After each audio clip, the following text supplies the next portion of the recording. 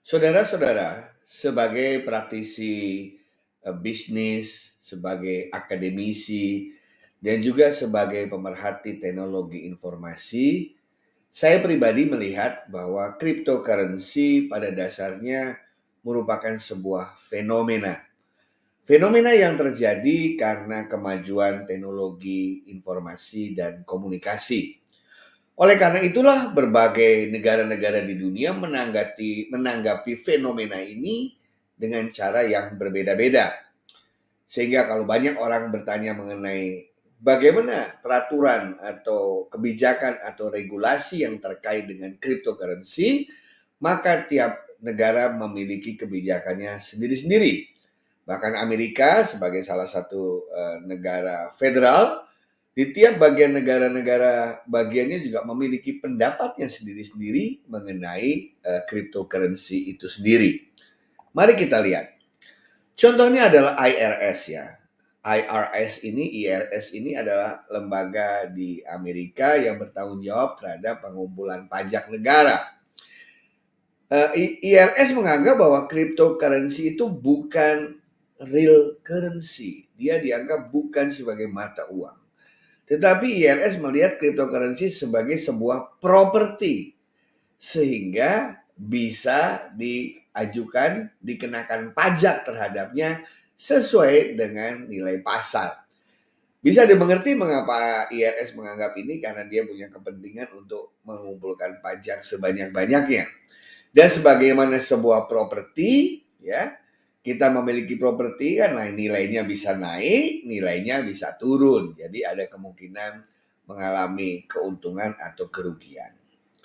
Sementara pengadilan dari Amerika sendiri mengatakan bahwa Bitcoin itu, kasus Bitcoin ya, dalam konteks dia bagian dari cryptocurrency, itu dianggap sebagai virtual money. Sehingga dia bisa dipergunakan juga sebagaimana layaknya uang untuk bisa membeli barang atau jasa. Nah, pendapat IES dan pendapat pengadilan ini tentu saja bertolak belakang ya. Satu menganggap sebagai properti, satu menganggap sebagai alat yang sah untuk pertukaran barang dan jasa terutama melalui online. Nah, hal ini tentu saja menjadikan suatu problema tersendiri karena cara mengklasifikasikan akan menentukan cara mengelolanya.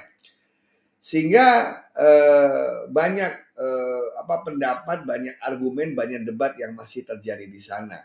Oleh sebab itu bisa kita lihat bagaimana negara-negara bagian mencermati pendapat IRS dan pendapat pengadilan ini, ya.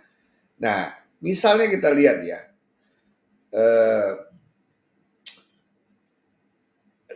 regulasi yang ditawarkan pada saat itu, ya, proposed law-nya adalah tahun 2014 nih ya, 5 tahun setelah Bitcoin diterbitkan, itu disarankan bahwa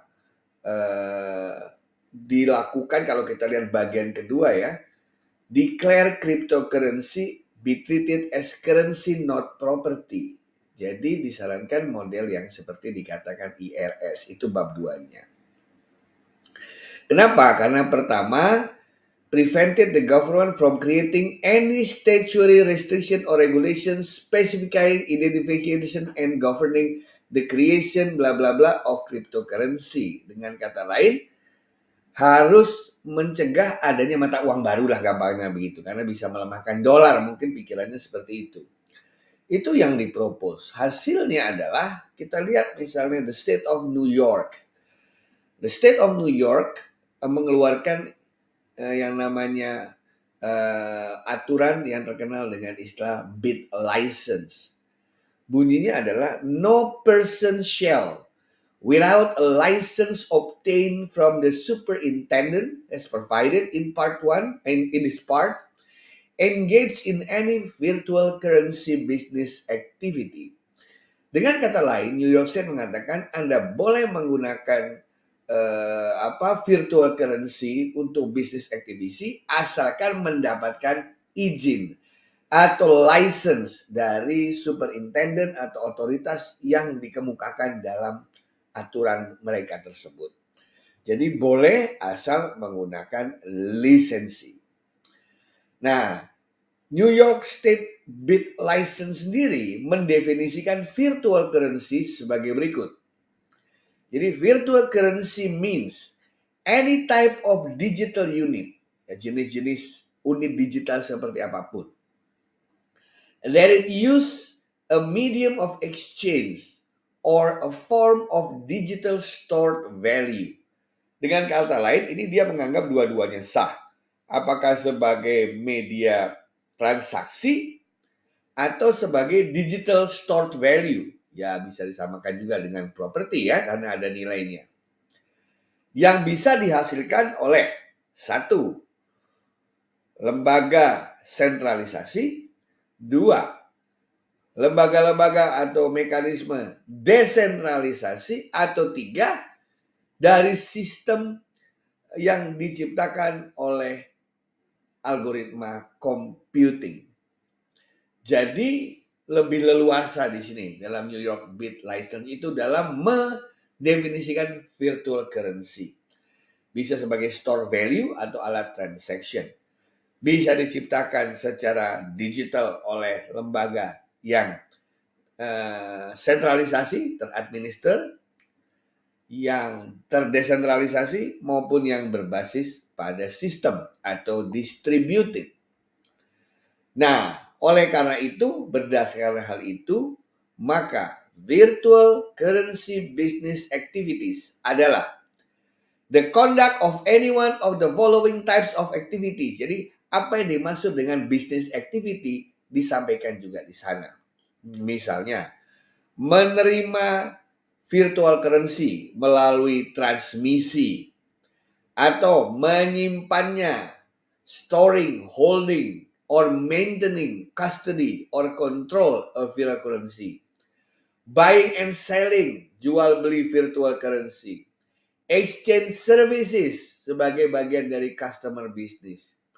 Dan administering or issuing virtual currency. Itulah yang dimaksud dengan business activity tadi yang perlu mendapatkan izin dari superintendent. Nah, inilah. Dan di situ juga disyaratkan bahwa sistem cryptocurrency yang ada harus berbasis atau memiliki berbagai sistem keamanan yang baik.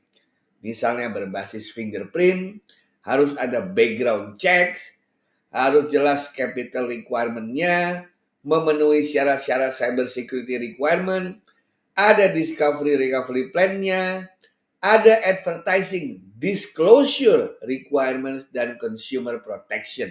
Semuanya ini untuk memastikan tidak ada yang dirugikan atau diciderai.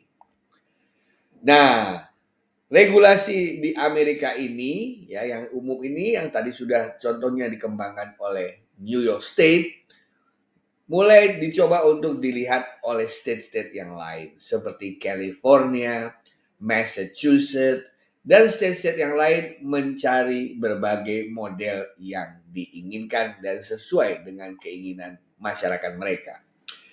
Di United Kingdom sendiri, ya, dikatakan sedang mencoba untuk meregulate secepat mungkin. Bangladesh menyatakan tidak sah, tidak boleh, melarang Bitcoin. Jepang mengikuti konsep akan meregulasinya, dalam arti kata dibutuhkan izin sama. China jelas melarang, apalagi belakangan ini sangat keras ya oleh Xi Jinping karena bisa mengganggu renminbi.